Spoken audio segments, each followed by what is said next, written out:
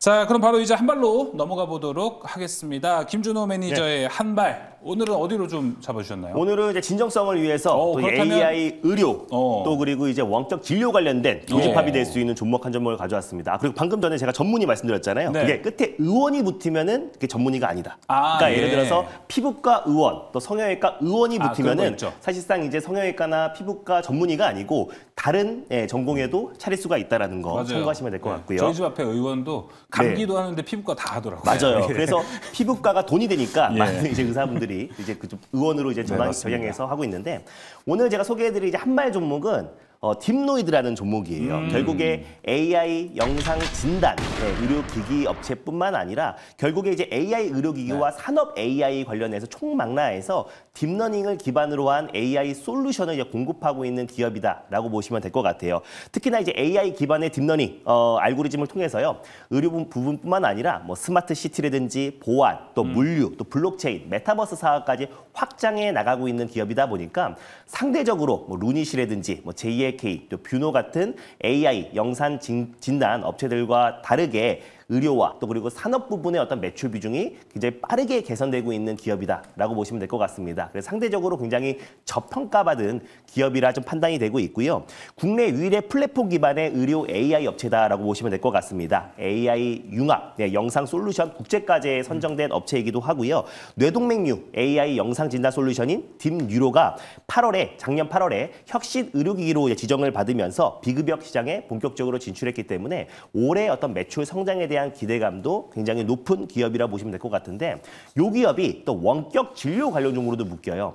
인텔과 손잡고 또 이제 AI 원격 진료 사업에 뛰어들었는데 인도네시아가 이제 세계 인구 순위 4위잖아요. 인도네시아 종합병원에 이제 원격 진료 시스템을 같이 공동으로 진출을 해서 같이 운영하고 있는 기업이 바로 딥노이드입니다. 그래서 상대적으로 유비케어 아까 소개해드렸던 뭐 비트컴퓨터 또 인선정보 같은 상승폭은 좀 제한적이었는데 최근에 루닛이 다시 바닥에서 움직이고 있잖아요. 그래서 영상 진단기기와 플러스로 원격 진료 관련된 모멘텀이 같이 받지 않을까라는 관점에서 가져왔고 뿐만 아니라 이제 산업 AI 쪽에서도 속도를 내고 있는 기업이라 말씀드렸잖아요.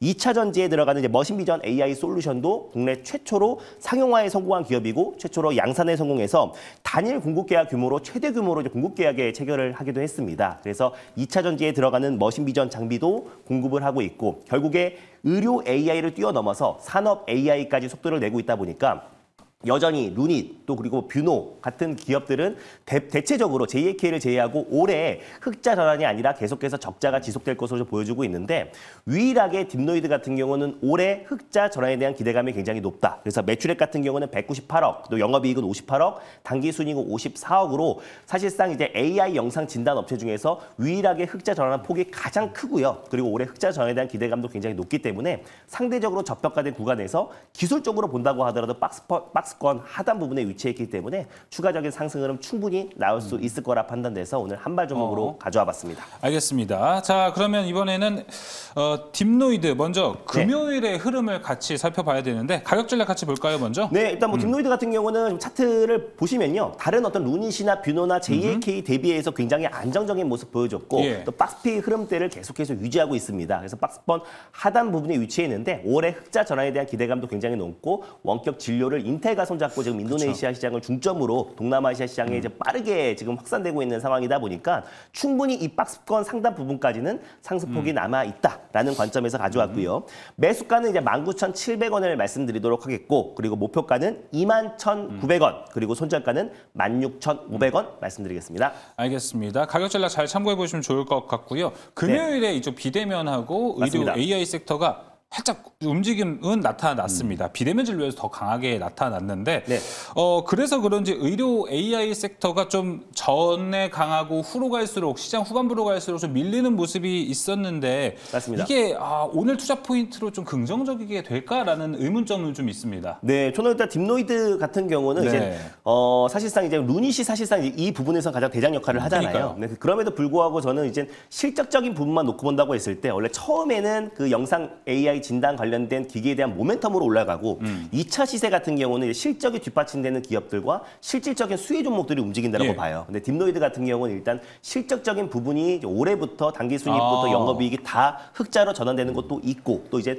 비대면 진료와 원격 진료에 대한 관심이 더욱더 높아지고 있는 상황이다 보니까 딥노이드의 가치가 다시 부각될 수밖에 없고요. 아까 또 소개해드린 대로 딱 비단 의료 AI 쪽에만 국한된 기업이 아니라 산업 AI까지 블록체인, 메타버스 사업 또 그리고 아까 말씀드렸던 2차 전지, 머신 비전 관련된 AI 솔루션도 공급하고 있는 기업이다 보니까 앞으로의 성장성은 여타 다른 이제 경쟁 업체들보다 비교 우위에 있다라는 관점에서 딥노이드가 성장성이 있다라고 보고 있습니다. 알겠습니다. 그래서 김영민 매니저님 바로 VS로 가보도록 하겠습니다. 제가 여기 이제 루닛을 한번 넣어봤거든요. 왜 대장 차라리 루닛이 낫지 않을까라고 했는데 김준호 매니저는 실적적인 측면에서는 딥노이드가 훨씬 낫다. 성장성 그쪽에서 이야기를 해줬고요. 케어랩스 같은 경우에도 여기도 원격 진료 섹터 안으로 들어가는데 바로 지난 금요일에 상한가에 안착했습니다. 근데 아직 고점이랑 거리가 멀어서 오히려 상승할 룸이 많지 않을까? 이런 생각도 좀 드는데 같이 VS 살펴볼까요?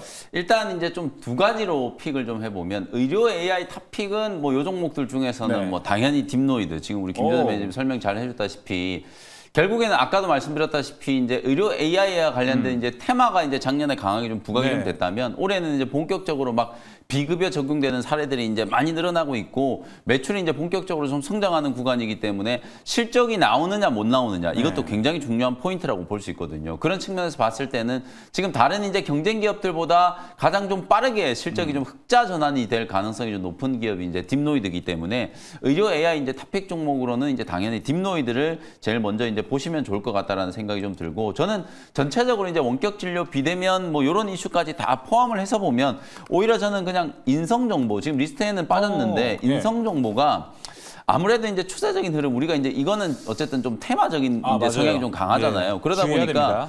지난주 금요일 날 뭐 상한가 갔음에도 불구하고 만약에 이제 오늘 장에 이제 시세까지 이제 좀 염두를 좀 해둔다라고 하면 5,000원을 이미 이제 뚫어놓은 상황이어서 인성정보가 오늘 장 초반에 약간 좀 갭상승 출발해서 단발성으로는 조금 더 강하게 좀 갈 수 있다라고 보거든요. 그래서 트레이딩 좀 손을 빠르게 매매를 좀 잘 할 수 있는 분들 같은 경우에는 그냥 바로 시초가에 이제 붙었다가 그냥 단기적인 관점으로 이제 좀 차익 실현하는 그런 식의 이제 대응은 충분히 가능할 거라고 보여지기 때문에 또 이게 이제 또 괜히 따라 들어가서 매수 매도가 이제 좀 능하지 않은 분들은 뭐 그냥 관심 있게만 좀 보시고요. 저는 기술적인 측면에서는 오히려 인성 정보가 자리가 이제 좀 괜찮다 이런 말씀 좀 드려보도록 하겠습니다. 알겠습니다. 김영민 매니저는 김준호 매니저의 손을 들어줘서 딥노이드 케어랩스 루닛 중에 딥노이드를 이야기를 해줬고요. 더 나아가서 좀 손이 빠르다.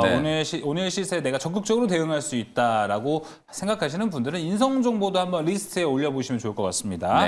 자, 그럼 이제 김영민 매니저님 바로 오늘의 한 발 들어보도록 하겠습니다. 저도 이제 아까 덕산 테코피아 조금 말씀을 좀 드렸었잖아요. 그래서 이제 CIS라고 하는 2차 전지 제조 장비 정말 오랜만이죠. 이제 최근에 또 방송에서 이제 이런 제조 장비 얘기들이 거의 안 나오고 있는데 특히 이제 2차 전지 쪽에 양극재 이제 등치 큰 이제 밸류가 좀 높은 기업들이 아직까지 좀 지지부진한 흐름을 좀 보이고 있다 보니까 오히려 그 안에서 이제 LFP라든지 혹은 이제 전고체라든지 이런 이슈가 이제 부각되는 종목들이 조금 더 이제 탄력적으로 움직이는 상황인데요. CIS는 이제 전고체 배터리와 관련된 이제 이슈에 연결이 좀 되어 있는 2차 전지 이제 제조 장비 기업이라고 이제 보시면 되겠습니다. 2000년도에 이제 설립이 좀 돼가지고 뭐 설립된 업력은 이제 꽤 오래된 기업이라고 이제 보시면 될 것 같고 2차 전지 이제 특히 전극 공정 이제 제조 장비 그리고 전공정의 이제 여러 장비들을 이제 전문적으로 이제 제조하는 기업이라고 보시면 될 것 같아요. 근데 주가가 뭐 작년에 에코프로, BM 이런 기업들이 상반기 때 워낙 좀 말도 안 되는 이제 폭발적인 시세가 이제 분출이 좀 됐다가 하반기 때 이제 계속 이제 부진을 좀 겪고 있는 상황. 여기에 이제 전기차 업황과 관련된 우려까지 이제 같이 겹치면서 계속해서 지지부진한 흐름이 좀 나타나고 있는데 실적은 오히려 CIS가 굉장히 좀 좋았어요. 작년에 이제 확정 실적이 이제 발표가 됐는데 매출액이 이제 3,100억 원 정도, 영업이익이 이제 389억, 특히 영업이익 같은 경우에는 전년 동기 대비해서 399% 급증을 하는 모습이 나타났단 말이에요. 그럼 결국은 업황이 안 좋았음에도 불구하고 배터리에 대한 대한 이제 캐펙스 소위 말해서 이제 투자가 이제 계속 진행이 된 상황. 팹들은 어쨌든 배터리 생산 능력을 이제 확대하기 위해서는 사실상 제조 장비를 이제 드러나야 되잖아요. 우리가 반도체 공정에 이제 예를 들어서 증설 투자를 한다. 네. 뭐 나노 공정에 대한 새로운 투자를 한다. 그러면 가장 먼저 장비가 이제 있고 돼야 뭐가 이제 되는 것처럼 2차 전지 팹도 이제 마찬가지라고 보시면 될 것 같거든요. 그런 측면에서 봤을 때는 작년에 이제 오히려 CIS는 장사를 이제 굉장히 잘했다. 그럼에도 불구하고 주가는 이제 많이 빠져 있는 상태이기 때문에 밸류에이션 매력이 이제 조금 주목을 받을 수 있는 상황이고요. 특히 이제 CIS 같은 경우에는 전고체 배터리 이슈하고 이제 연결이 된다라고 말씀드렸잖아요. 요즘에 도요타 얘기가 워낙 좀 여기저기서 많이 나오고 있어요. 좀 자존심 상황이 이제 도요타가 또 삼성전자 이제 시총까지 이제 추월을 했다. 아시아 시총 2위로 네, 올랐죠. 이런 얘기 나오면서 이제 우리 또 뭐 투자자분들 입장에서는 썩 이제 달갑지 않은 이제 그런 뉴스긴 한데 뭐 이제 전기차 상용화 관련된 이슈 안에서도 하이브리드 얘기를 계속하면서 이제 엇박자를 좀 내고 있는 게 이제 도요타예요. 도요타가 아무래도 이제 이 하이브리드에 워낙 좀 강점을 좀 갖고 있다 보니까 2030년이 돼도 전기차 점유율 30%밖에 안 될 거다 이런 얘기를 계속 공공연하게 이제 떠벌리고 있는 상황이거든요. 그건 근데 이제 뭐 그건 이제 그때가 돼봐야 하는 거고 저는 이제 분명히 좀 생각이 좀 다르다. 2030년이 되면 전기차가 한 70% 이상의 이제 점유율을 분명히 차지하게 될 거다라고 보거든요. 근데 이제 도요타가 얘기하는 건 사실상 그런 이제 하이브리드 자동차에 관련된 이제 이슈 그리고 전기차 역시도 좀 지금 현재 이제 주목을 받고 있는 이제 삼원계 배터리 쪽보다는 오히려 이제 전고체 배터리에 대한 이제 투자 이런 얘기들을 계속해서 좀 화두로 좀 던지고 있다. 10분 충전을 해가지고 1200km를 달릴 수 있는 전고차 배터리를 2027년까지 상용화하겠다. 요게 작년 연말에 나왔던 얘기예요. 그러면서 이제 우리나라의 이제 삼성 SDI도 그럼 우리도 2027년 당초에는 2030년 정도가 이제 목표였거든요. 삼성 SDI도 우리도 이제 2027년까지 전고체 배터리 이제 상용화를 하겠다. 이런 이제 얘기들을 좀 하면서 특히 우리나라 국내 기업들 중에서는 전고체 배터리 얘기가 좀 나왔을 때 삼성 SDI가 가장 먼저 좀 주목을 받고 있다. 이미 파일럿 라인이 이제 가동이 진행 중인 상황이기 때문에 삼성 SDI가 이제 대장이다. 이렇게 이제 보시면 될 것 같아요. 그 안에서 이제 지금 CIS 같은 경우에는 황화물 기반 이제 고체 전해액 이제 제조 공정 기술 국제과제 이제 총괄 기관으로도 이제 선정이 좀 됐고 최근에 이제 합병 이슈가 좀 있었거든요. 자회사 이제 CI 솔리드라고 하는 회사가 있는데 이 회사가 이제 설립될 당시부터 전고체 배터리를 이제 전문적으로 또 연구 개발하기 위한 이제 그런 자회사였는데 요번에 CIS하고 이제 합병이 좀 되면서 결국에는 CIS는 앞으로 이 전고체 배터리와 관련된 이제 이슈를 또 선점하기 위해서 또 장비와 관련된 부분들도 미리 이제 상용화를 추진하기 위해서 적극적으로 이제 연구 개발을 진행하고 있다. 이렇게 이제 보시면 될 것 같거든요. 업황과 관련된 부분들은 아직까지 좀 불확실성이 좀 남아 있습니다만 실적이라든지 기술 개발 트렌드 이런 것들을 감안했을 때는 충분히 저가권에서 한번 접근을 해볼 수 있는 위치다. 이렇게 이제 말씀을 좀 드려보도록 하고요. 지난주 후반에 CIS도 바닥권을 좀 탈피하는 강한 장대 양봉이 한번 좀 나오면서 주가가 이제 조금 살아나는 그런 모습이었어요. 근데 여전히 뭐 실적 가치 대비해서는 좀 저평가되어 있다는 생각이 좀 드니까 낙폭과대 구간에서 접근한다라는 생각으로 가격 전략은 이제 11,200원 지난주 이제 금요일 종가 근처에서 매수 가격 한번 말씀드려보도록 하고요. 1차 목표 가격은 13,000원, 손절 가격은 10,000원 정도로 가격 전략 참고해 보시면 되겠습니다. CIS가 LFP 말고도 전고체에 이렇게 많은 연구 개발을 하고 있는지는 또 이제 매니저님의 이야기를 들으면서 알 수 있었고요. 지금 2차 전지 순환매가 엄청나게 잘 돌고 있습니다. 앞서 말씀해 주셨던 낙폭 과대 구간에서 2차 전지 내 섹터가 돌아가면서 좀 움직이고 있거든요. 뭐 지난주에는 소재, 전액 원래 좀 강하게 갔죠. 그다음에 이제 장비, 그리고 전고체도 지난주에 좀 움직임이 있었습니다. 그리고 LFP에 대한 움직임도 기대가 되는데 마지막으로 안 움직인 게 지금 폐배터리거든요. 그러다 보니까 근데 폐배터리가 2차 전지 섹터 내 순환매의 막타일 수도 있다라는 얘기가 또 있습니다. 김현 매니저가 봤을 때 2차 전지 현재 순환매 장세의 중심은 뭐라고 보십니까? 일단은 아직까지는 이제 전해액이라든지 전구체, 왜냐하면 이제 가장 좀 강하게 치고 나갔던 종목들이 엔캠이라든지 에코앤드림 이런 종목들이었기 때문에 실제로 이 기업들이 주목받는 이유는 작년까지는 거의 이제 우리가 양극재 쪽에 또 수급 심리가 좀 치우쳐 있었다면 배터리를 뭐 양극재만 가지고 만들 수 있는 건 아니잖아요. 그래서 이제 양극재 또 가장 핵심적인 원료가 좀 될 수 있는 전구체, 양극재 이제 전구체 시장이 이제 본격적으로 좀 개화가 되고 그다음에 전해액 시장도 마찬가지로 이제 IRA와 관련된 이슈 제가 말씀드렸거든요. 그래서 이제 그런 이슈들 때문에 양극재 종목들 외에 나머지 종목들이 좀 강하게 이제 시세가 좀 분출되고 있고 지금 자막에 나온 것처럼 저는 다음 순환매 또 주인공은 폐배터리 관련된 종목들이 될 수도 있다라고 봐요. 예. 실제로 미국 시장에서는 폐배터리 관련된 종목들이 지난주부터 굉장히 강하게 지금 바닥권에서 반등이 좀 들어오고 있거든요. 네. 워낙 주가가 폭락했었기 때문에 이제 바닥권에서 기술적인 반등이 좀 시작됐다. 이렇게 이제 보셔도 될 것 같고, 우리나라 이제 대표적으로 뭐 세비캠, 성일하이텍, 코스모화학 이런 기업들이 이제 폐배터리 관련된 이제 본격적인 이제 투자를 진행한 기업들이기 때문에 이런 기업들도 어찌 보면은 또 IRA와 관련된 대표적인 또 수혜 섹터가 좀 될 수 있기 때문에 다음 순환매에 또 폐배터리 관련된 종목들도 네. 관심을 한번 가져보셔도 좋을 것 같습니다. 중심 투자 포인트는 IRA의 투자 혜택을 좀 받을 수 있는 것들이 중심이 될 것 같습니다. 자, 이어서 VS로 바로 가보도록 하겠습니다. 김준호 매니저님. 제가 그래서 LFP로 준비를 했습니다. CIS 있고요. 탑머티리얼 있고요. 그리고 좀 더 범주를 크게 가서 LG화학을 한번 넣어봤습니다. 저는 이 중에서 탑픽은 탑머티리얼을 한번 꼽도록 하겠습니다. 예. 물론 뭐 CIS도 너무 좋은 종목이고 전공정 장비뿐만 아니라 아까 소개해드렸던 대로 뭐 전고체 관련된 이제 핵심 장비도 공급하고 있는 기업이라서 매출도 잘 나오고 너무 좋은데, 작년 같은 경우도 에코프로 그룹주나 이제 포스코 그룹주가 갈 때도 항상 좀 뒤쳐졌던 종목이기도 해요. 그래서 최근에 납폭 과대에 따른 반발 매수와 어떤 실적이 다시 한번 부각된다고 했을 때는 추가적인 상승 흐름이 나와주는데, 지금 딱 LFP 탑픽 종목을 꼽으셨잖아요. 네. LFP 탑픽으로는 탑머티리얼이 가장 그래도 대장이 되지 않을까. 그래서 LFP, 리튬 이산철 배터리 관련된 전지 또 설계 능력과 제조 능력을 유일하게 갖춘 기업이 또 탑머티리얼이기도 하고, 결국에 이제 올해는 전기차 수요가 폭발적으로 증가하기에는 좀 어려운 요소들이 굉장히 많잖아요. 그럼에도 불구하고 이 반값 전기차에 대한 수요와 또 현대차, 기아차도 사실상 이제 일본과 중국 내에서의 판매량은 여전히 저조한 상태인데, 그 어떤 이제 판매량을 타개하기 위해서 결국에 반값 전기차, LFP 배터리를 자체적으로 개발하겠다는 소식이 나와줬습니다. 그리고 국내 배터리 3사도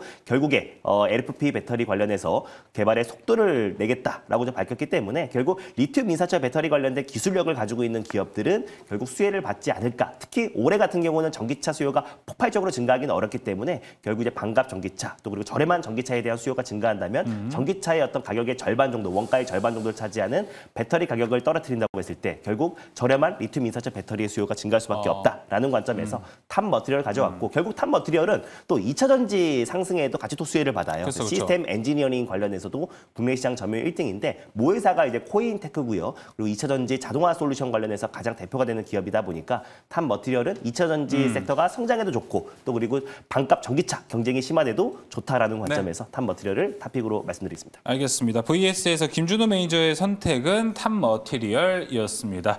자, 이렇게 오늘의 한발 김현 매니저 CIS, 김준호 매니저의 딥노이드였습니다. 자, 오늘 한발 여기서 마무리하도록 하겠습니다. 두 분 오늘 말씀 고맙습니다. 감사합니다.